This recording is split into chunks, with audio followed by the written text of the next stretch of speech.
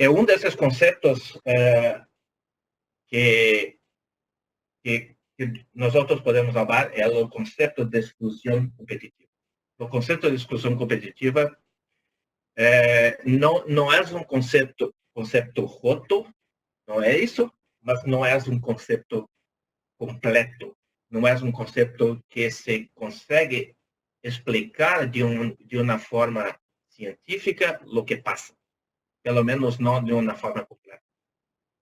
É por isso que nós temos que cambiar e começar a trabalhar com mais informação mais atualizada, mais técnica. Ok? São temas de 20 do tema de Backstreet Boys, né? São 20 anos e pouco lá.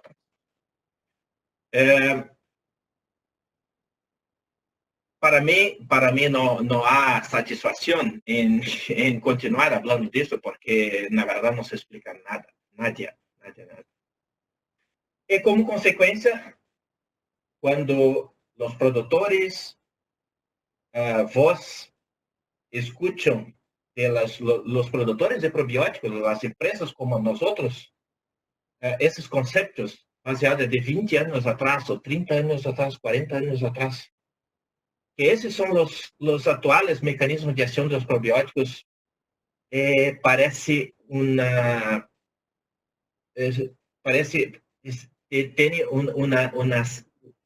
que tem uma ciência oculta por trás. Como que um produto que, na verdade, nós não conseguimos explicar o mecanismo de ação, tem um efeito. Bruxeria, ciência oculta, né? Então, todas essas coisas que são culpa das empresas que produzem probióticos, que nós temos que começar a acabar com isso. Temos que começar a falar de ciência, e de ciência moderna, de ciência atuais, e não de ciências de 20, 30, 40 anos atrás. Então, baseado nisso tudo, que eu preparei uma apresentação para você, uma discussão, que, na verdade, meu objetivo é mirar por detrás da cena, para ver o que se passa. E para nós tentar entender como e por que as bactérias, algumas bactérias, são claves para a saúde. E também como que algumas bactérias de probióticos podem ser uma ferramenta útil para promover a saúde dos rebanhos. E acá, de todos os rebanhos, não somente rebanhos de bois, mas rebanhos de cerdos, rebanhos de ruminantes, não importa a espécie. E nós também, os humanos. Para isso, para entender um pouco os conceitos, o que tem por detrás da cena, temos que entender o passado e o presente dos estudos microbiológicos. Para mim, o passado é basicamente o que hacíamos e, em boa parte das situações, ainda hacemos. O aislamento da bactéria e do vírus, quando nós temos um problema, a identificação da bactéria, do vírus, do fungo, e depois tomarmos umas medidas para tentar controlar o inimigo. É uma forma passada para mim, uma forma presente e futuro, é, na verdade, tentar ver o que se passa de uma forma mais holística, de uma forma mais complexa, completa.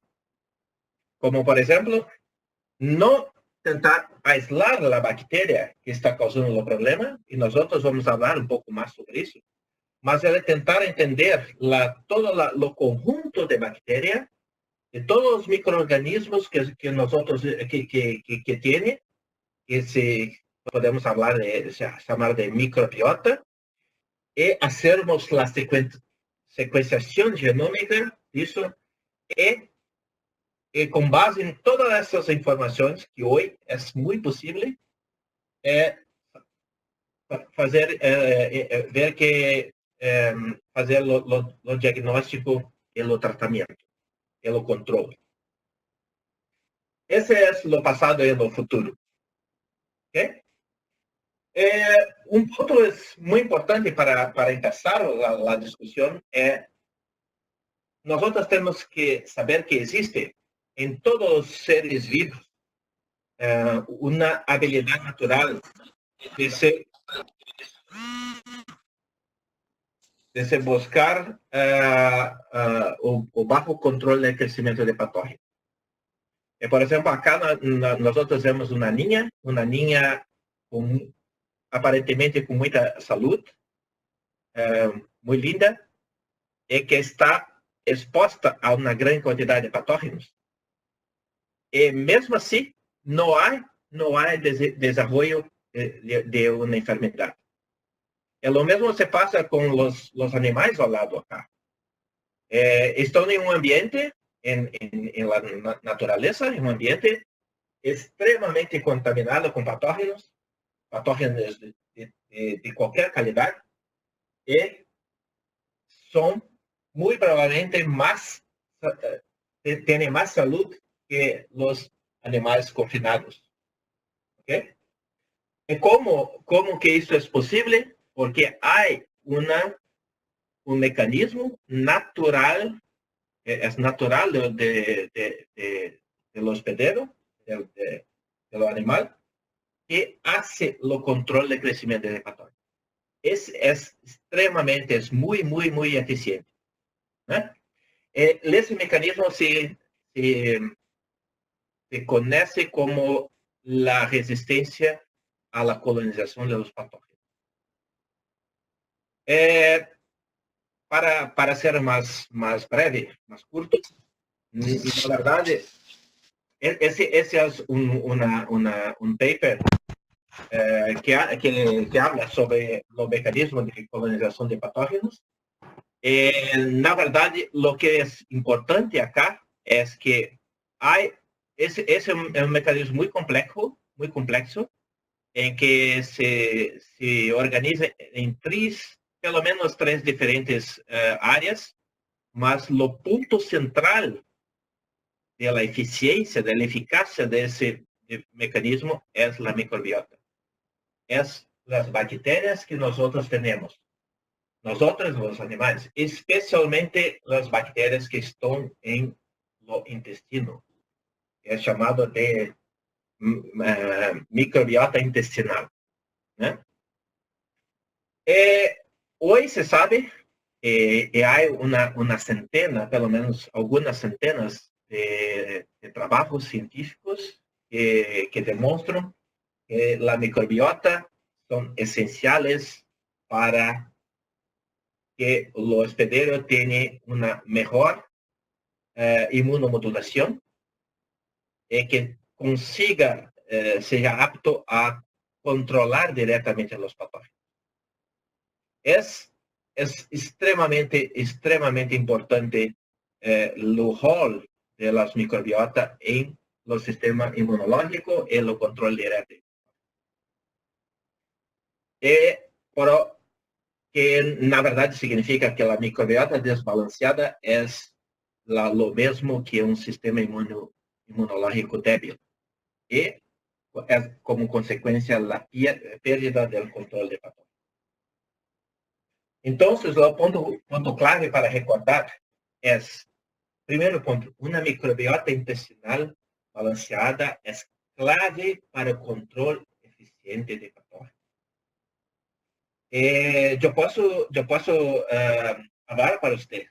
Isso parece ser muito simples. Parece ser muito simples.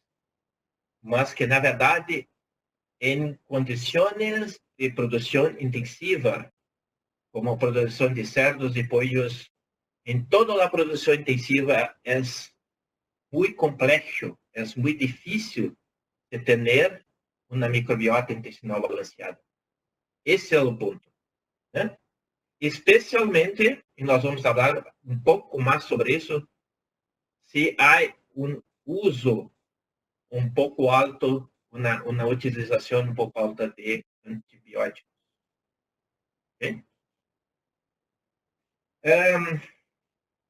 para mí, lo punto central del problema, para pelo menos intentar entender cómo se funciona y cómo nosotros estamos trabajando de forma un poco rota en mi concepto,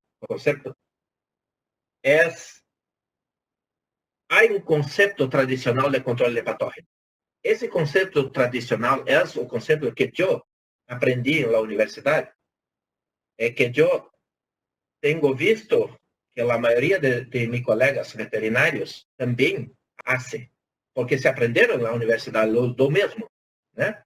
Es un concepto antiguo, mas para mí no es satisfactorio, no es completo. ¿Okay? ¿Cómo que es el concepto? Na verdade, el concepto de patología es, o de salud, es cuando lo individuo tiene, lo sistema inmunológico del individuo tiene capacidad de controlar los patógenos. Y si tiene la capacidad de mantener los patógenos controlados, ese individuo tiene salud. Entonces, toda la carga de control de patógenos está, na verdade, sobre responsabilidades do sistema inmunológico e, claro, do ambiente. Né? É por isso que nós vimos as medidas que nós tomamos para controlar algumas enfermidades. O que não está errado, mas não está completo.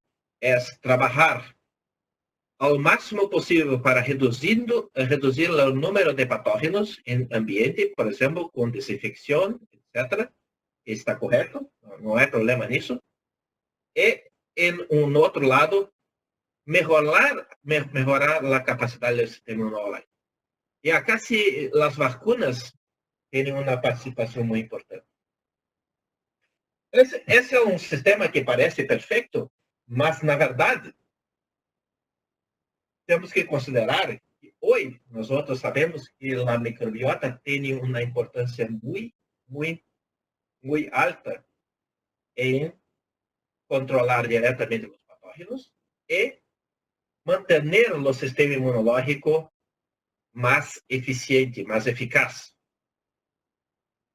Esse é o ponto. Quando nós trabalhamos em um sistema tradicional de controle de patógenos, quando desenvolvemos um programa de controle de patógenos baseado em um conceito antigo, um conceito tradicional, sempre há duas dimensões, a bidimensional. Em uma dimensão, nós trabalhamos em medidas que fazem a diminuição do número de patógenos. E acá podemos saber como alguns exemplos, antibióticos, desinfetantes e outras coisas. Acá é sempre para matar o inimigo, podemos fazer. Em outro lado, nós trabalhamos com medidas que fazem um incremento da capacidade do sistema imunológico de lutar contra esses patógenos. E um exemplo é as vacinas. E minha pergunta é aonde nós consideramos nesse programa tradicional, o rol da microbiota intestinal em controlar diretamente os patógenos, que tem um efeito muito importante, e aonde nós consideramos o rol da microbiota intestinal em ensinar o sistema imunológico a melhor forma de combater os patógenos. É por isso que, para mim, o sistema tradicional é roto, não é completo, é falho. E nós temos que revisar isso. principalmente, si nosotros estamos buscando una disminución de la capacidad del uso de antibióticos, por ejemplo. Hoy sabemos que hay en todo el mundo, acá en Europa es muy fuerte, mas también en América Latina, en pollos, en cerdos, una tendencia de se remover antibióticos de su alimento, de se trabajar con menos antibióticos. Si nosotros permanecemos con ese concepto tradicional, desarrollando programas de control de enfermedades, baseado en un concepto tradicional, y vamos sacar antibióticos, nosotros vamos ficar en apuros. No hay como funcionar. Temos que considerar a microbiota intestinal, se queremos ter sucesso.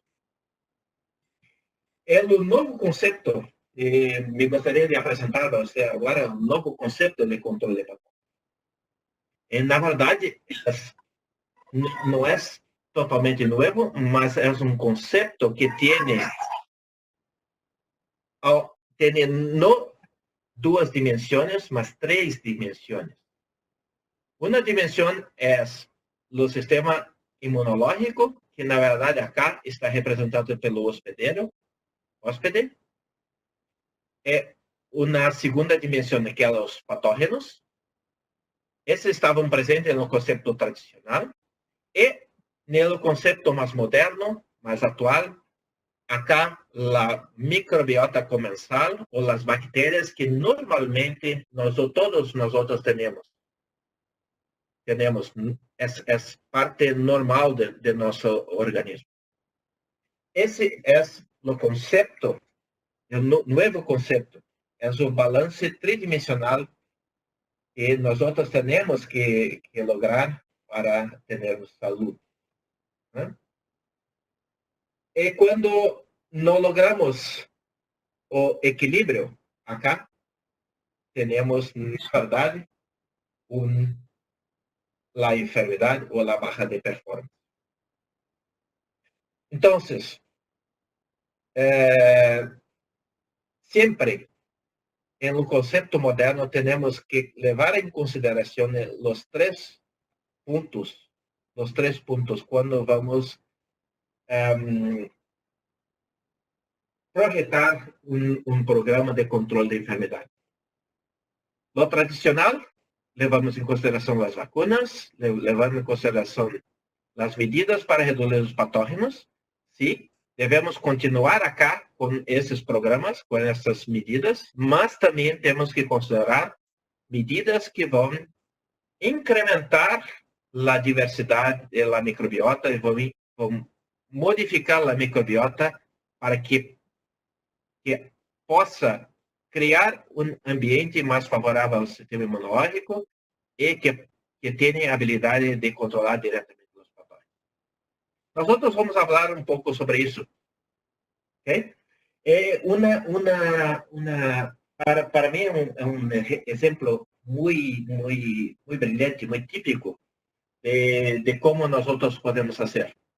É um exemplo quando o que passa com Clostridium difficile. A infecção por Clostridium difficile é uma infecção para nós humanos, seres humanos, é muito importante, muito mala, e tem muitas pessoas morrem todos os anos de infecções por Clostridium difficile. Em cerdos também ha incrementado a quantidade de Clostridium de diagnóstico de Clostridium difficile. Né? Que na verdade o nome da enfermidade é uma colite. Né? Vamos tentar entender um pouco da etiogenia, de como se ocorre a doença da clostridiose. Um momento. A etiopatologia da Clostridium difficile é mais ou menos assim. Se nós temos una microbiota completa en lo intestino, ¿sí? Con todas las familias de las bacterias presentes como debería estar. Lo que pasa es que algunas de esas familias que normalmente están presentes mantienen el crecimiento del clostridio a bajo control. O sea, con la presencia, por ejemplo, de Lactospiraceae, de la familia de Lactospiraceae, los clostridios difíciles que están presentes siempre, o casi siempre están lá presentes, estão sob controle. Então, não há oportunidade para que os clostridios difíceis se desenvolvam, se cresçam. Mas, o que passa é que, no momento em que ocorre algo que possa diminuir a quantidade dessa família de bactérias, Lactospiraceae, como, por exemplo, um desbalanço da microbiota com um antibiótico, se mata, se liquida a defesa natural do organismo. E o que passa é que os clostridios difíceis, então, têm um ambiente adequado para se começar a multiplicar. E, como consequência, nós temos a enfermidade. Esse é um ponto muito importante para tentar entender acá.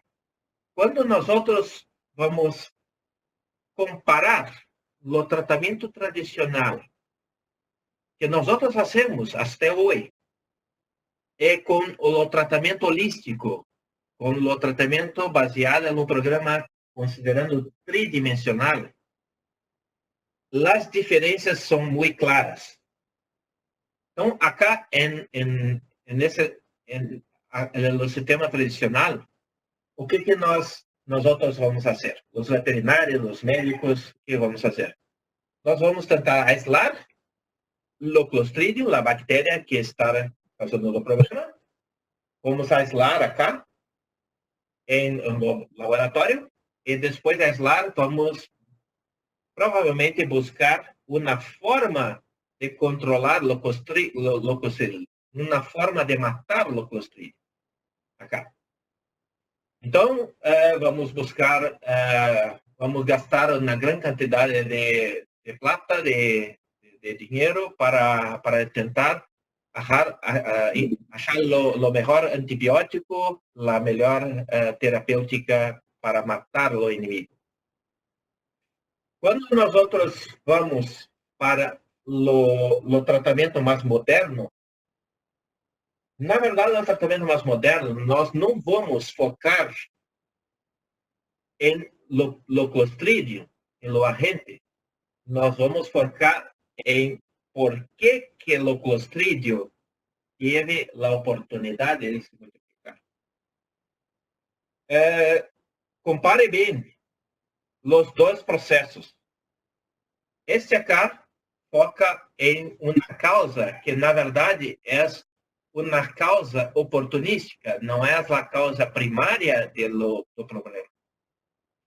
O clostridio, na verdade, é secundário, não é primário.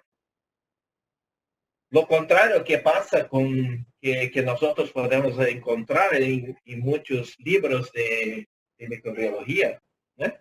Essa é uma visão mais moderna, sendo que, na verdade, o problema primário está acá. A raiz do problema está por que esses animales não têm essas bactérias em seu intestino para manter os clostridios sob controle. E não solamente focar em los clostridios. Essa é a grande diferença entre um método tradicional e um método holístico. Como consequência, em lo método tradicional, fazendo, por exemplo, a terapia com antibióticos, Los sucesos de las terapias con antibióticos para tratamiento de Clostridium difficile en humanos es de más o menos 30 a 50%. ¿Eh? Cuando nosotros vamos a hacer el tratamiento basado en un approach más moderno, que es, na verdade, retornar la microbiota intestinal acá, que estaba a cargo de mantener sob control los clostridios, como por ejemplo hacer una transplantación de feca, ¿no? La tasa de suceso es de más de 95%. Entonces, la diferencia está solamente en entender el problema y la forma como nosotros miramos el problema, ¿no? El problema, el método tradicional, nosotros estamos trabajando con antibióticos, estamos haciendo más o menos o que está haciendo, podemos saber, ¿eh? Lo bote continúa con una roto, con un furo, y nosotros estamos intentando sacar la agua del bote, ¿no? Ese nunca acaba, nunca vamos a acabar con eso. Ese es lo trasplante fecal que nosotros, que es el método más eficiente hoy de tratar Clostridium difficile infection, de infecciones por Clostridium difficile, es, na verdade, uma prova que a disbiose intestinal é o fator primário para a clostridiose.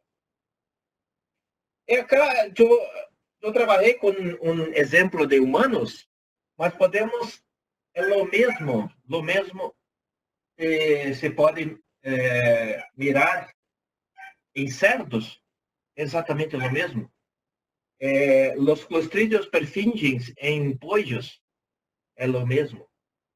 O problema está en la disbiose intestinal y no en lo Clostridium por sí. ¿Okay? Y podemos hablar de otras bacterias también que vamos a hablar, como coli, como salmonella, como otras cosas. Por eso es que es importante entender la interacción entre patógenos, microbiota y sistema inmune. Entonces, la disbiosis intestinal, disbiosis acá entiende-se como qualquer cosa que é capaz de criar um desbalanço de la microbiota intestinal. Se chama disbiose. E a disbiose é, na verdade, a causa de muitos problemas de saúde. Então, nós outros temos as causas de disbiose, como estresse, nutrição, toxinas, micotoxinas, matéria-prima rota, por exemplo, qualidade de proteína, pressão de alguns patógenos. Um exemplo pode ser uma infecção por vírus associada. Uma infecção por vírus pode ser a causa de uma disbiose intestinal, né? Ou um fator de risco para a disbiose intestinal. E um ponto que é muito importante é a antibiótico-terapia. E todos esses fatores são fatores de risco para uma disbiose entérica. ¿Okay? E como consequência da disbiose entérica, nós temos a oportunidade aberta, a porta aberta para salmonella, para coli, para Clostridium, para uma baixa performance, porque temos infecções secundárias, uma pior resposta de vacunas. Então, gastamos uma grande quantidade de plata em vacunas, em programas de vacunas muito buenos, mas que, na verdade, a resposta está baixa porque o sistema imunológico não está apto a produzir a resposta. Mortandade mais alta ou, em caso de produção de ovos, uma melhor produção. Né? E acá hay algunos artículos científicos que demuestran que yo estoy hablando para ustedes. Entonces, estrés es un problema, ¿no?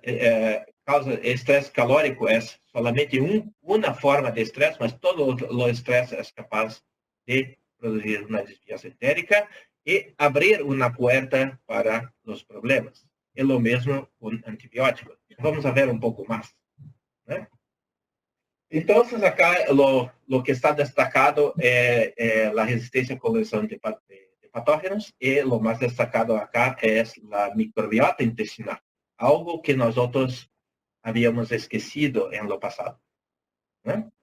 ¿De dónde eso todo comienza? Vamos, lo intestino del animal. El campo de juego es, na verdade, la capa mucosa intestinal. Y esa información acá es muy reciente, es muy moderna esa información. Tiene más o menos 5, 7 años en artículo científico, mas no está muy ampliamente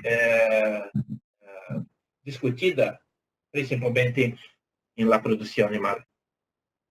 Lo que nós temos acá é a capa intestinal, que no passado não se passava, era solamente uma capa lubrificante para o alimento, sendo que hoje sabemos que tem uma função muito importante. Primeiro ponto, a capa mucosa intestinal é, na verdade, o habitat da microbiota intestinal, ou de grande parte da microbiota intestinal, né? Principalmente a capa mucosa externa. Então, nós temos acá o lumen intestinal, e a capa mucosa tem duas camadas. Uma camada interna, que é mais dura, é mais rígida, e uma camada externa, que é mais permeável. Essa camada externa é, na verdade, o ambiente, a casa das bactérias, de grande parte das bactérias intestinais. E acá se vive as bactérias intestinais em um ecossistema muito importante. E não só importante para essas bactérias, mas muito importante para o hóspede, né? E a mucosa, a capa mucosa interna, esta acá, é uma camada muito rígida e serve como uma barreira, uma parede, uma proteção contra as bactérias que estão na camada externa. E com isso se evita o contato das bactérias da microbiota com o epitélio intestinal. Isso em condições normais de saúde, né?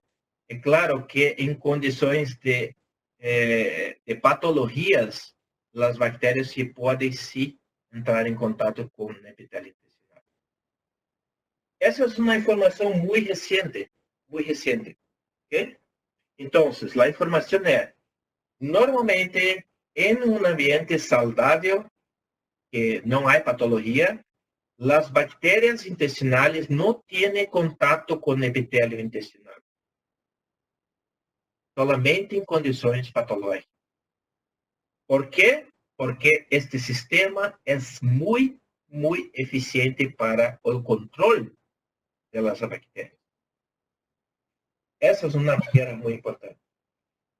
E para manter todo o funcionamento a contento desse sistema, nós temos as Globat cells, as células produtoras de muco, que são essas acá. E essas células produtoras de muco estão constantemente produzindo muco para manter este sistema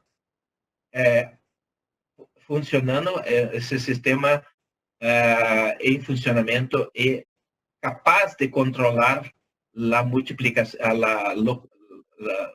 controlar, evitar que a microbiota intestinal se encontre com o hóspede. Acá. Isso, na verdade, é parte de um sistema imune que nós chamamos de sistema imune inato. O sistema imune inato é muito importante principalmente para a produção animal, porque é muito eficiente e demanda uma baixa energia.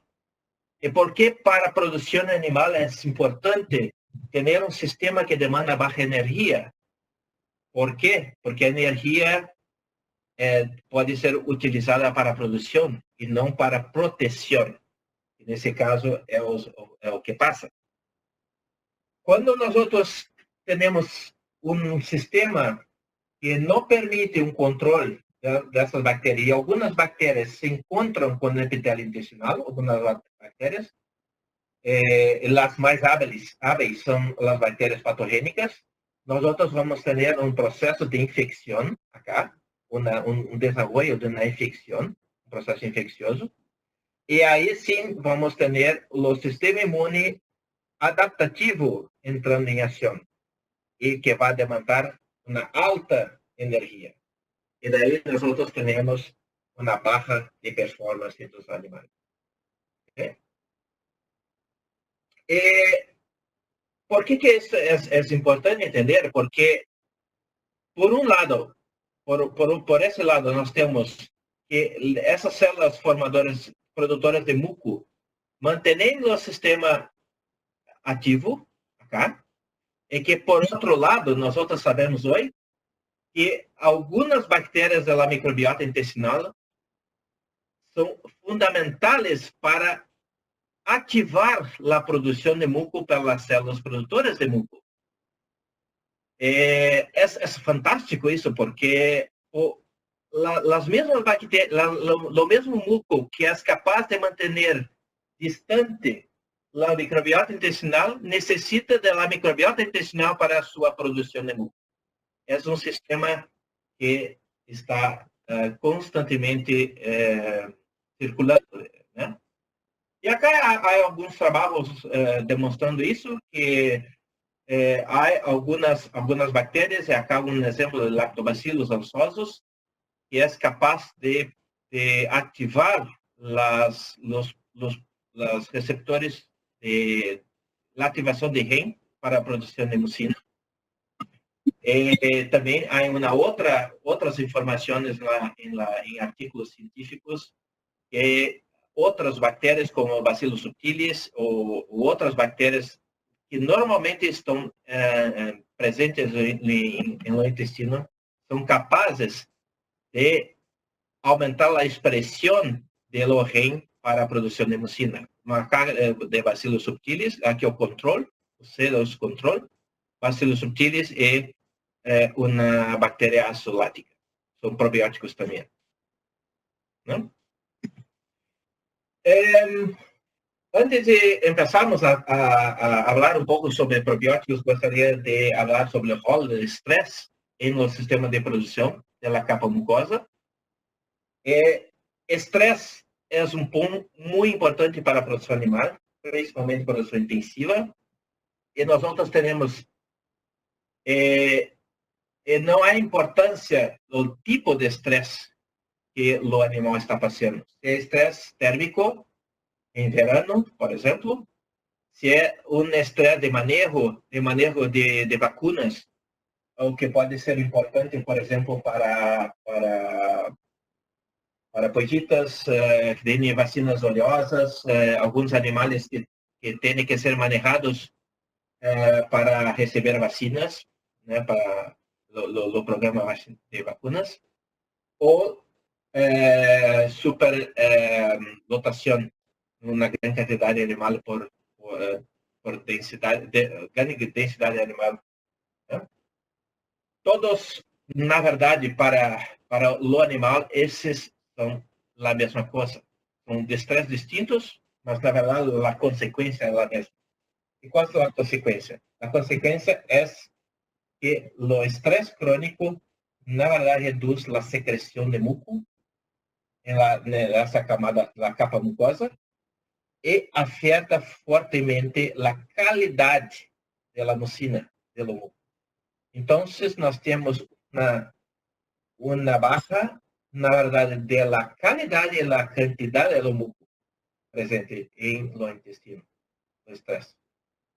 Isso se dá através de um eixo hipotálamo, hipófise adrenal, né? Que se dispara esse mecanismo, todo esse mecanismo. Esse está muito descrito na literatura de como se descreve o poder do estresse em la redução da eficácia da camada mucosa. E como consequência, nós temos uma diminuição do grosor da camada mucosa. E acá é muito importante porque não se esqueça que a camada interna da mucosa é responsável por manter distante las bacterias do epitelio intestinal. E também há cambio da composição da microbiota, microbiota porque há uma mudança, cambio da qualidade do muco.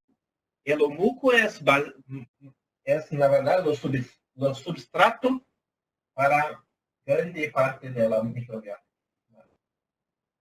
Então, o estresse, acá podemos ver que o estresse é responsável pela diminuição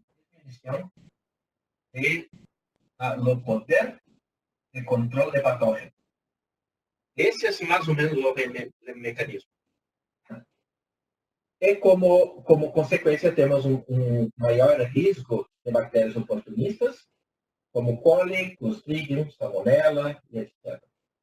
E esse é, na verdade, o resumo de um fenômeno que ocorre chamado, que em alguns casos se chama de leaky gut. Esse, na verdade, é um resumo do que é o leaky gut. Né?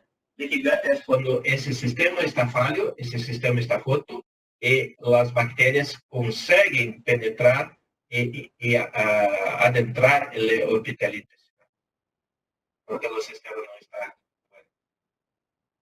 E acá também não é tema direto de nossa apresentação, nossos antibióticos, mas eu creio que é muito importante para a produção animal, porque nós outros veterinários, pessoas que trabalham com produção animal, ainda não temos nos dado em conta de que os antibióticos podem ser um grande problema, E nós estamos discutindo, pode ser, claro, que uma grande solução também, mas, na verdade, uma grande solução que abre um grande problema. Né? E vamos ver por quê. Há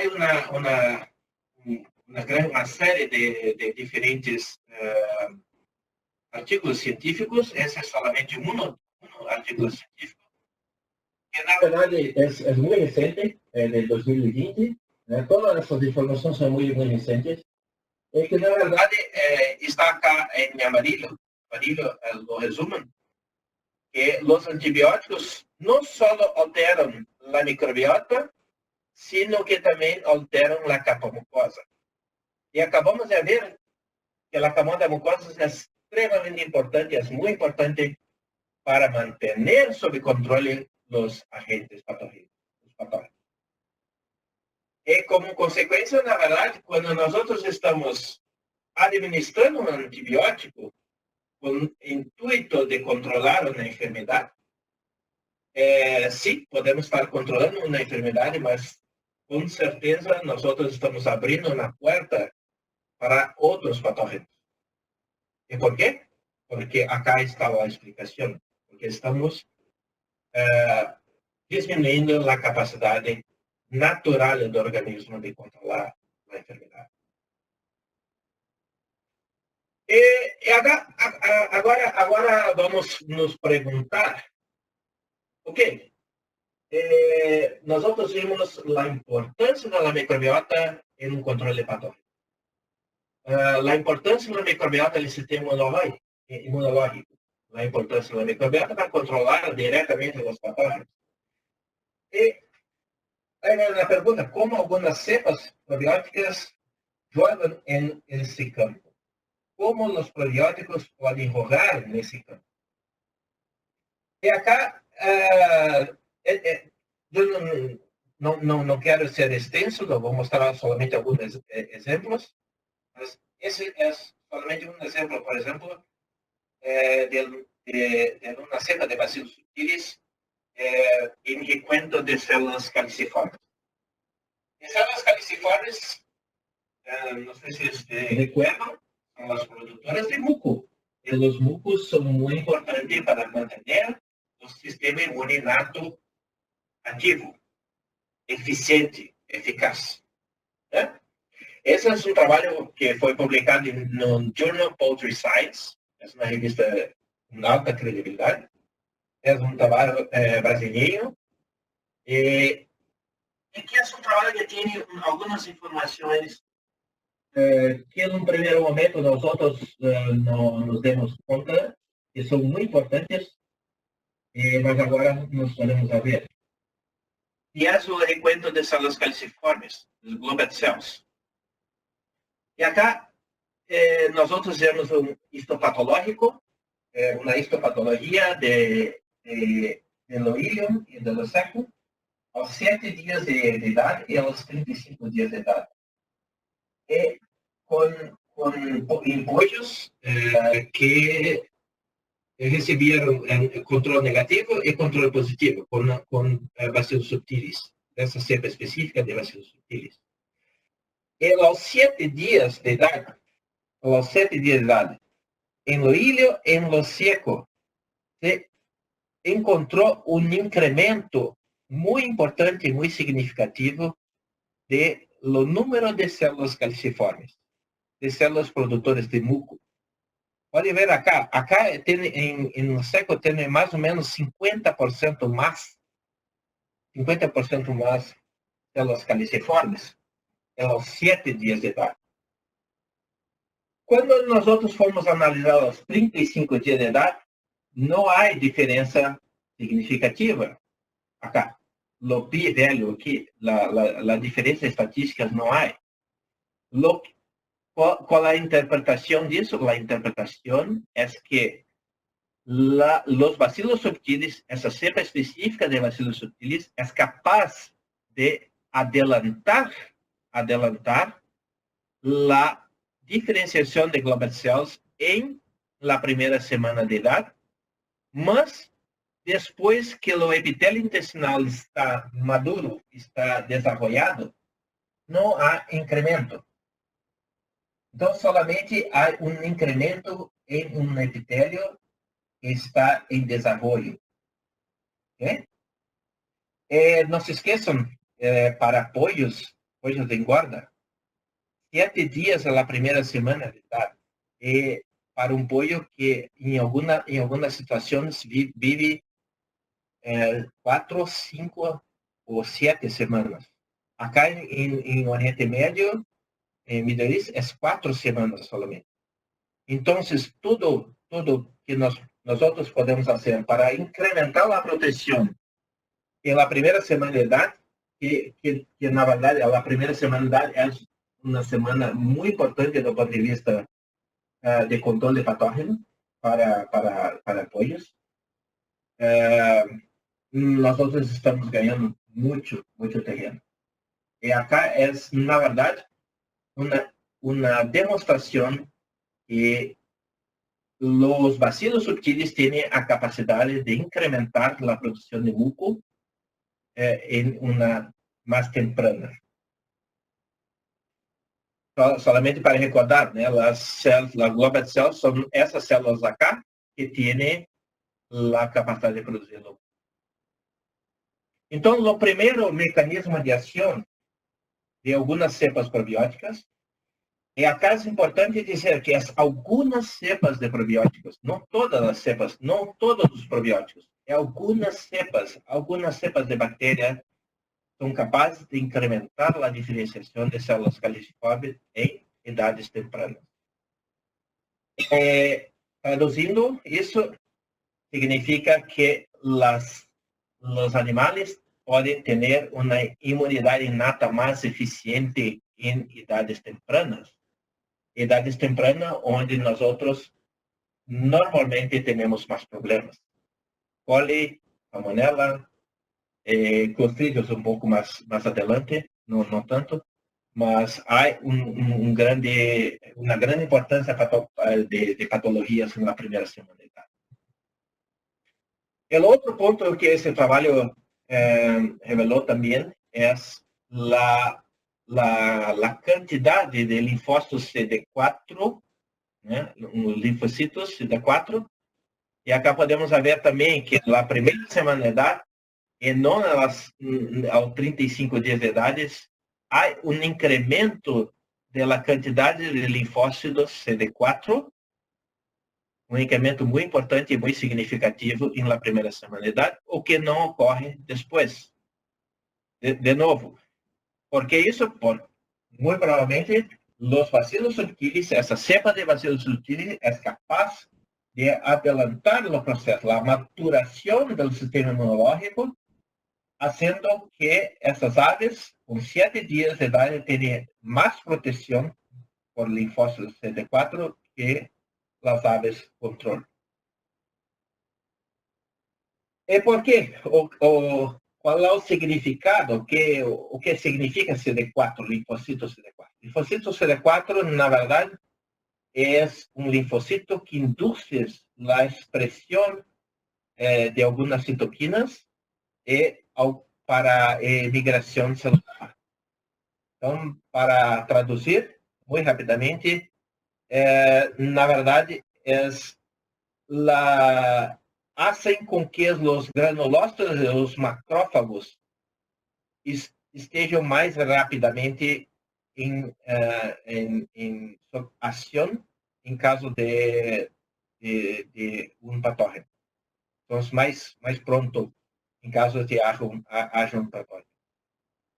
Que eso también hace parte del sistema inmunitario, que es muy importante para el control de la enfermedad y demanda baja de energía.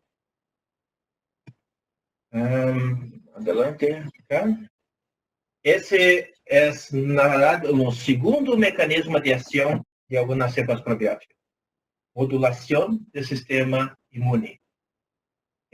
Acá, el ejemplo que yo utilicé para vos es solamente inmuninato, mas nosotros tenemos algunas confirmaciones también que la producción, por ejemplo, de anticuerpos vacinales de vacunas es mejor cuando en aves que recibieron esas cepas probióticas. O sea, no sistema inmune adaptativo también hay un beneficio, no solamente el sistema inmune. Lo tercer punto que es muy significante es cuando una ave, acá es un ejemplo de ave, mas recibe una cepa de bacilos subtilis, se incrementa la diversidad total de la microbiota intestinal. ¿Y por qué que es importante? Acá es el grupo control y acá es la diversidad, los diferentes grupos de bacterias que tienen la microbiota intestinal. Y hay una regla general de que un animal, una ave, un cerdo que tiene una microbiota más diversa, en general tiene una salud y una performance más alta. Esa es una regla general. Hay, claro, algunas excepciones, algunos reportes científicos con algunas excepciones, porque la forma de medir diversidad es un poco distinta.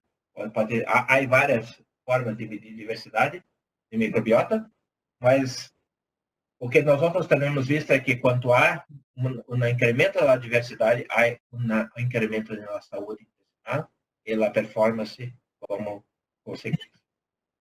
Y acá es más un tercero mecanismo de acción de algunas cepas probióticas. ¿Okay?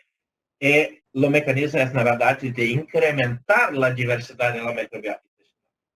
Então, algumas cepas de probióticos têm a capacidade de incrementar a diversidade da microbiota. O quarto ponto é algumas cepas probióticas têm uma capacidade de inibir diretamente alguns patógenos. E acá tienes alguns exemplos, por exemplo, de um Bacillus licheniformis, dessa cepa CH200, acá.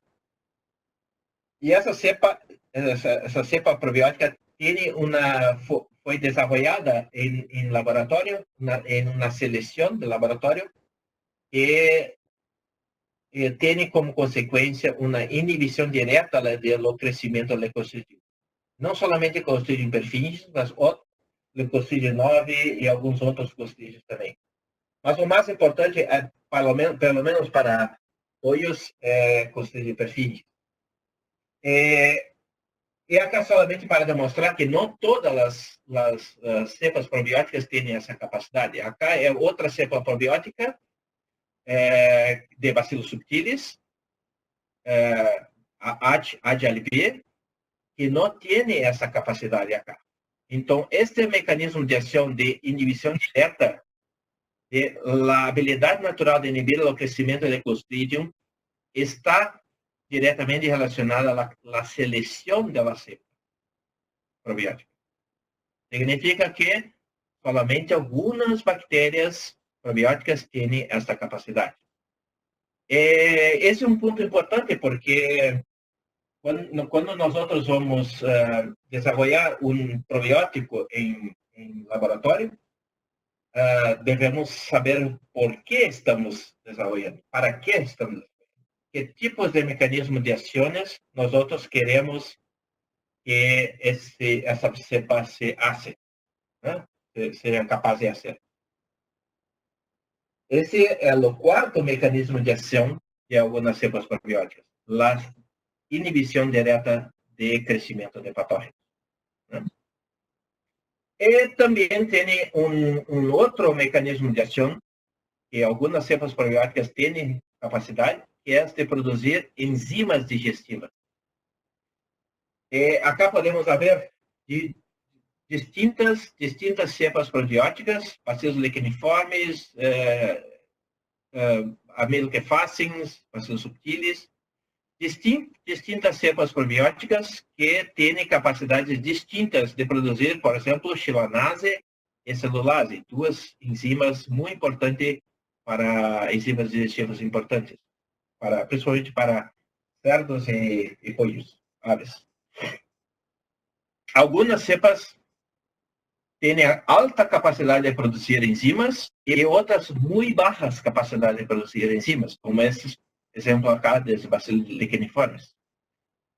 Mais uma vez mostrando que não podemos comparar probióticos pela espécie, pelo genus. Temos que comparar as cepas, e as cepas são muito distintas. Okay? Mesmo acá, Bacillus subtilis, aqui podemos ver um Bacillus subtilis, 2, 3, 4 Bacillus subtilis acá. E Bacillus subtilis é uma cepa é uma bactéria muito utilizada como probiótico. Tem vários no mercado. E algumas têm baixa capacidade de produzir enzimas, outras têm alta capacidade de produzir enzimas. E todas são Bacillus subtilis. Né? Então, é importante considerar isso quando vocês estão definindo um produto probiótico. E por que a produção de enzima pode ser importante em um probiótico? Porque as enzimas são capazes de incrementar a digestibilidade. E nós sabemos que quando há um incremento de digestibilidade de proteína, por exemplo, há menos substrato para os patógenos. e tendo menos substrato para patógenos, é, na verdade, uma forma muito eficaz de controlar indiretamente alguns patógenos. Os nutricionistas sabem muito bem que quando, em nutricionistas de pollos, por exemplo, sabem muito bem que quando incrementam a qualidade da proteína en el alimento, se tiene naturalmente menor problema, menor problemas de Clostridium, enterite necrótica, por exemplo. Né? Solamente cambiando a qualidade da proteína. E acá nós outros não estamos cambiando a qualidade da proteína, mas estamos incrementando a digestibilidade da proteína e do carboidrato, e essa é uma forma indireta também de controlar. Esse é o quinto mecanismo de ação de algumas cepas probióticas: produção de enzimas. E é muito distinto entre bactérias de mesma espécie. E para que isso seja possível, todos esses mecanismos de ação, a cepa probiótica tem que ser capaz de se inserir em la microbiota intestinal, de fazer parte da microbiota intestinal. Né? E por quê?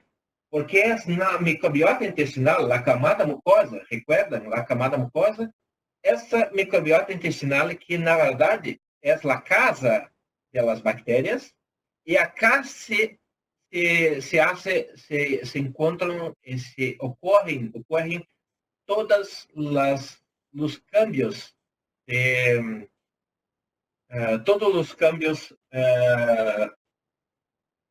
com o hóspede, com o sistema imunológico do hóspede, o controle direto de alguns patógenos que estão presentes na camada mucosa também, porque faz parte da microbiota. Então, as bactérias probióticas têm que, sim, as probióticas têm que ter a capacidade de se inserir em nossa capa mucosa e fazer parte dela. Okay? Essa é uma foto de algumas cepas probióticas, no caso de Bacillus subtilis, acá, que estão inseridos em essa capa mucosa. É uma micrografia específica com base em la RNA de las bactérias, da bactéria de Bacillus subtilis. É muito específico para essa cepa, demonstrando a capacidade dessa cepa de se inserir na microbiota. Traduzindo a ciência à prática, o que para nós outros, por que isso tudo é importante? Porque esses distintos mecanismos de ação são importantes que nós outros entendamos para que possamos escolher o melhor produto probiótico, né? para nossas necessidades. Porque cada bactéria probiótica tem um mecanismo de ação ou vários mecanismos de ação. Algumas têm a capacidade mais de inibir diretamente alguns patógenos, outras têm mais capacidade de, por exemplo, incrementar a diversidade da microbiota ou de fazer a diferenciação de células caliciformes. E não há uma bactéria que consiga fazer tudo ao mesmo tempo. Eu não creio nisso. Eu creio em la capacidade específica que algumas bactérias têm de fazer. É por isso que é muito importante que nós outros sabemos que você que estão buscando um probiótico no mercado, questionem, perguntem para o fornecedor de probiótica, a pessoa que está oferecendo para você, qual na verdade é para o que foi selecionada essa bactéria probiótica. E ver se essa bactéria probiótica foi selecionada para a sua necessidade, para o problema que você quer controlar, que você quer resolver. Isso é muito importante. Né? Muchas gracias. Yo espero que tenha sido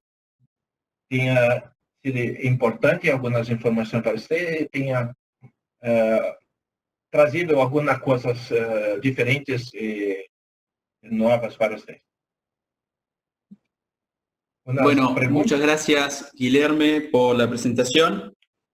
Vamos a proceder a las preguntas. Todo aquel que quiera hacer pregunta puede escribirlas en el chat y las vamos a ir leyendo.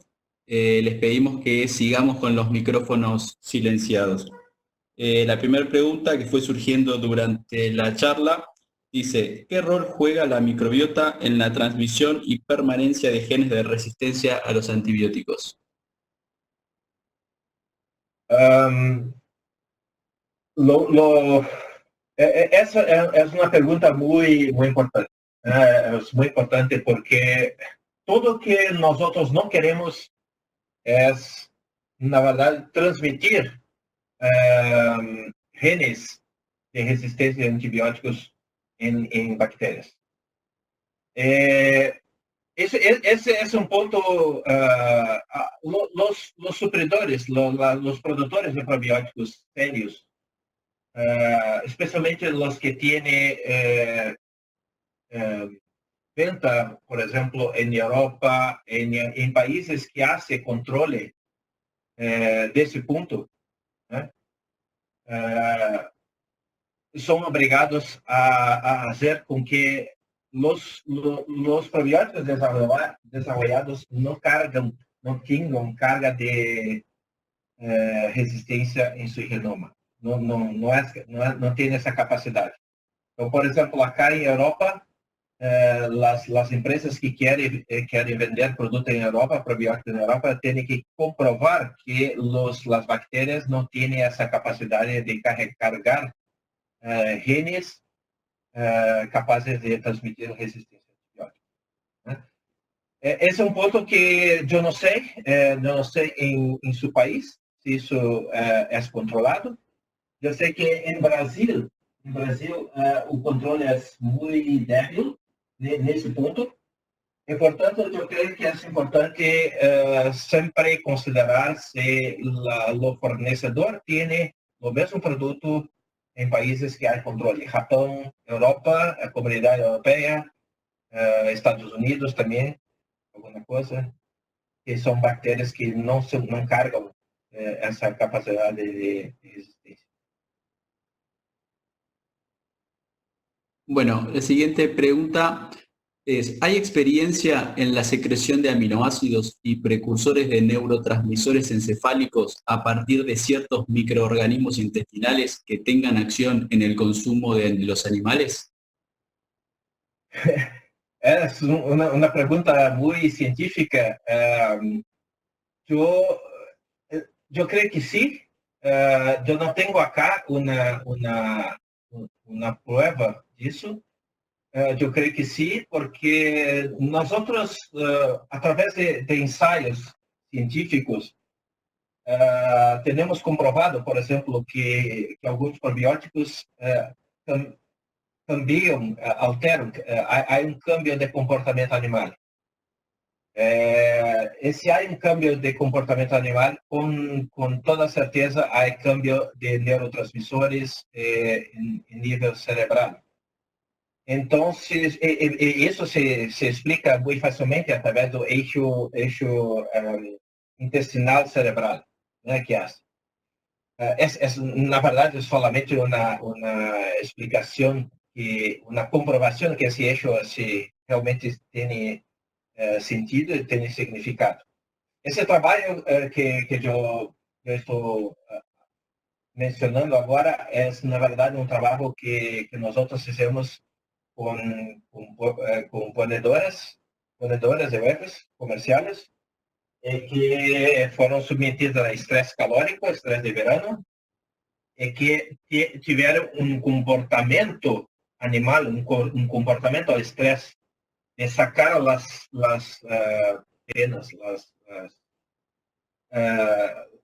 de picar as companheiras, era muito menor, demonstrando que estavam mais aptas a lidar com o estresse. Então, sim, diretamente não sei o efeito, não há uma mensuração direta, pelo menos eu não conheço, mas sim há um efeito sim sobre neurotransmissores.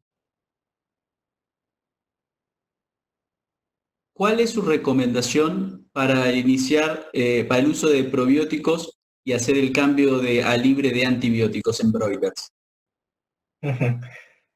Sim, muito boa pergunta. Um ponto que é muito importante para que vós compreendam. Eu não creio, e vou falar muito abertamente aqui, eu não creio que solamente um produto, um probiótico, um fitogênico, um extrato de ervas, o que seja capaz de suportar o câmbio de la forma de produzir com antibiótico e sem antibiótico. Há necessidade de cambiar outras coisas. Não solamente. O probiótico é uma ferramenta muito importante, sim. Eu posso dizer que 70% em los Estados Unidos, 70% das empresas que hoje trabalham, que estão trabalhando com programas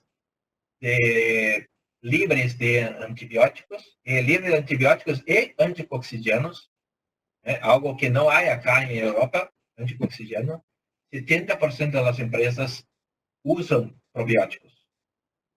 Mas eu posso dizer para vós que, na verdade, não é somente o probiótico. O probiótico é uma medida importante, mas há que incrementar ou trabalhar também em medidas para redução de estresse e melhoria o cambio de la nutrição também.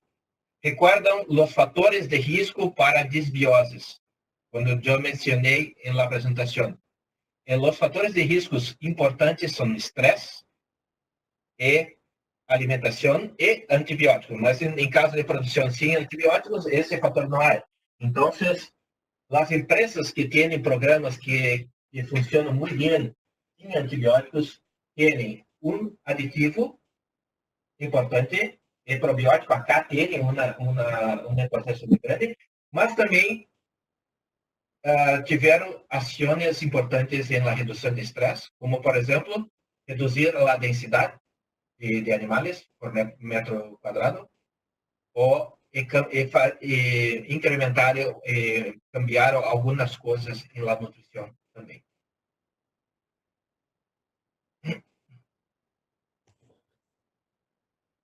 ¿Cuál es su opinión acerca de productos que aumentan la capa mucosa en el tracto gastrointestinal, como por ejemplo levaduras?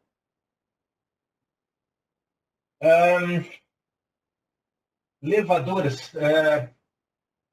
Na verdade, eu não conozco, eu não conozco trabalhos que demonstram a capacidade de las levaduras de incrementar a produção de muco, da capa mucosa. Eu não conozco, não estou dizendo que não há, eu não conozco. Né? O que posso dizer é que as levaduras, sim, são probióticos importantes, que têm um efeito importante, um efeito comprovado. Sim? Não há dúvida que são benéficas para os animais. O ponto para discussão das levaduras são as levaduras têm uma baixa capacidade de suportar estresse calórico, estresse de peletização, estresse em verano, por exemplo, o alimento em um silo durante 1 a 2 semanas a 50 graus. Naturalmente, as levaduras têm baixa capacidade de suportar isso, como também algumas bactérias e alguns probióticos também têm baixa capacidade. Então, esse eu creio que é o principal tema. Não tanto a eficácia das levaduras, mas a capacidade de suportar todo o manejo que nós hacemos com os animais, com os alimentos para os animais. Solamente isso. ¿Por qué se debería elegir un probiótico frente a un aceite esencial, ácido orgánico o levadura? Na verdade, são conceitos distintos, né? Que eu creio que no final das contas, lo intuito é o mesmo. O intuito é incrementar a microbiota intestinal. Eu não quero acá discutir que se um produto é melhor que outro. Eu creio que há espaço para todos. Em algumas situações, pode ser que os ácidos, por exemplo, sejam melhores, em outras os fitogênicos e outras os probióticos. Não gostaria acá de discutir o que são os melhores. O tema é que, por exemplo, eu abri agora para vós, 70% das empresas que trabalham com antibiótico free nos Estados Unidos, em pollos, trabalham com probióticos, não trabalham com outras tecnologias. Os probióticos foram os de eleição. Por quê?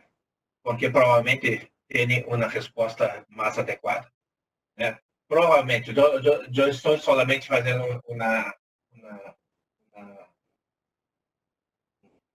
discussão mais general.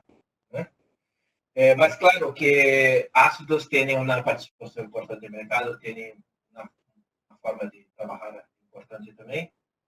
Os fitogênicos, eu creio que têm um espaço muito importante e tem espaço também para crescer. ¿Conviene rotar los probióticos como se rotan los antibióticos promotores? Muy buena pergunta. Há alguns países em que se criou essa mentalidade de rotar probióticos. Provavelmente isso vem do conceito tradicional do antibiótico e que simplesmente se buscou esse conceito de antibióticos e começou a se aplicar para probióticos. O ponto é que até o momento não há uma comprovação de desenvolvimento de resistência a probióticos. Nós em Christian Hansen trabalhamos com algumas bactérias que têm capacidade de inibir diretamente, por exemplo, Clostridium e Salmonella e outras coisas, há mais de 20 anos. E aí, nós também temos alguns clientes que trabalham há mais de 20 anos com a mesma bactéria e com a mesma eficácia. Então, eu não acredito que haja uma alta capacidade de criar resistência. Portanto, a rotação de probióticos não é necessária no meu entender. Não é necessário. Os mecanismos bacterianos são muito complexos e não há solamente um mecanismo de ação, há vários mecanismos de ação. Então, ao contrário do antibiótico, antibiótico tem exatamente uma ruta metabólica e se a bactéria é capaz de resolver essa ruta metabólica, de bloquear a ruta, é o suficiente para a resistência. Eu não creio que é o caso de los probióticos. ¿Qué efecto tiene la medicación de antibióticos en caso de enfermedades respiratorias y que se medican vía agua? Ótima pergunta. A medicação de antibióticos é normal em produção intensiva. Eu sei. Eu trabalhei muitos anos com cerdos, com pollos. É muito comum ter que trabalhar com antibióticos.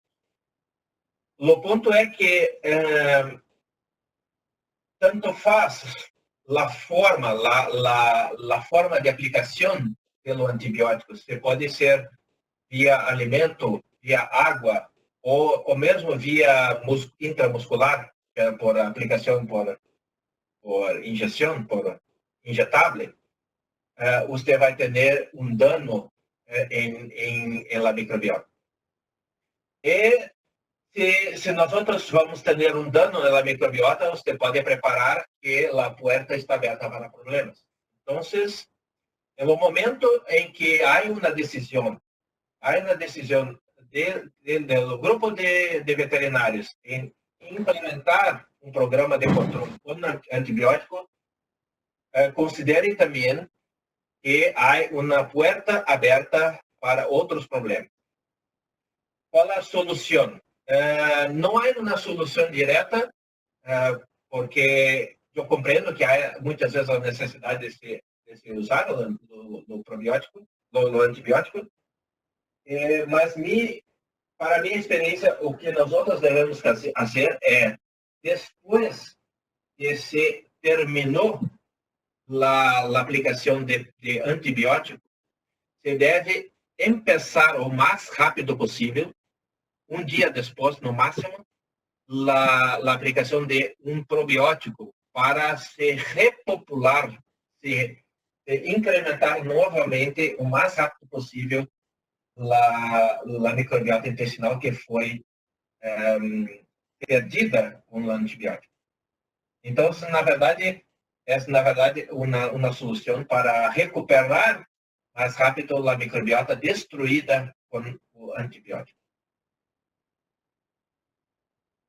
Basado en el slide 41 sobre el desarrollo de células caliciformes, ¿podría usar el probiótico solo hasta los 7 días de vida o conviene usarlo más tiempo? Sí, buena pregunta, porque sí, ese trabajo fue nosotros medimos aos 7 días e aos 35 días. Se você está buscando solamente efeito aos 7 dias das células caliciformes, eu creio que a resposta é você pode trabalhar solamente na primeira semana com probióticos. Sim. O ponto é que esse é solamente um mecanismo de ação que tem esta ou uma bactéria específica de incrementar a produção na primeira semana. Mas há outros mecanismos de ação muito importantes, como controle direto de patógenos, incrementar a diversidade da microbiota e outras coisas que são muito importantes também para a saúde intestinal. E se nós não continuarmos depois, a segunda, terceira semana de idade, se vai perder. Então, não sei se é economicamente interessante solamente trabalhar na primeira semana. Esse é o ponto. ¿Tienen información acerca de cómo las bacterias de Christian Hansen germinan y replican dentro del tracto gastrointestinal? Sí, eso nosotros tenemos muy mapeado toda la información, todas la cepa de cómo ela se replica, de la velocidad de que se replica. Hablando de una forma muy general, los bacilos empiezan a replicar en lo intestino y no, básicamente en la primera etapa del intestino, no duodeno, se empieza la germinación. No jejum, se há incremento da multiplicação e da reprodução de los bacilos. ¿Okay? E a grande colonização temporária se hace em la parte mais distal, mais abaixo no intestino delgado e depois no intestino largo. Sim, para mais detalhes, para saber mais detalhes, eu creio que é melhor buscar direto contato com Fernando, que pode te ajudar nesse ponto. Nós temos muito mapeado todo o processo de germinação e como se pasa. ¿Cuál sería su recomendación de manejo y uso de probióticos para áreas tropicales, donde tenemos múltiples ambientes, desde 5 grados hasta 42 grados, todos consumiendo el mismo alimento? Buena pregunta. Na verdade, o mesmo alimento. Nesse caso, se eu compreendi bem a pergunta, se há uma variação térmica no ambiente muito importante durante o processo de produção, esse é um fator estressante. É um fator estressante.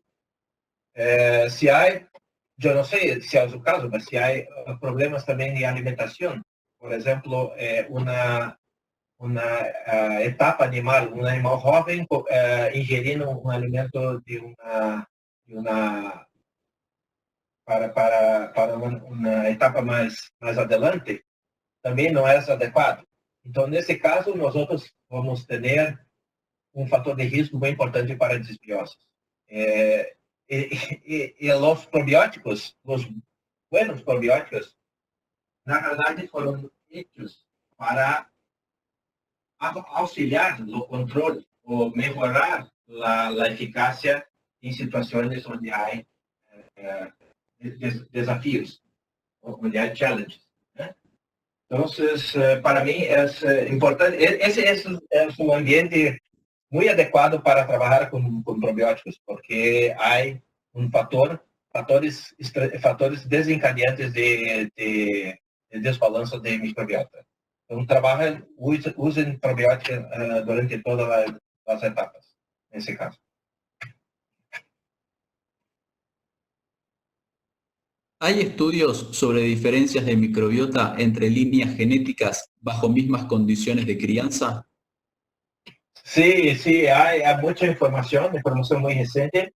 Es un punto muy interesante porque la microbiota, por ejemplo, hay un estudio que compara la microbiota de genética Ross, de pollos, ¿no? De Ross, con COP. En el mismo ambiente, con la misma alimentación, todo. La microbiota es completamente distinta. Entonces, sí, tenemos que considerar cuando se analiza a microbiota, la genética, sí. No solamente la genética, edad tiene un efecto muy importante. Alimento, claro. La composición de alimento y otros factores, mas la genética sí, es muy importante.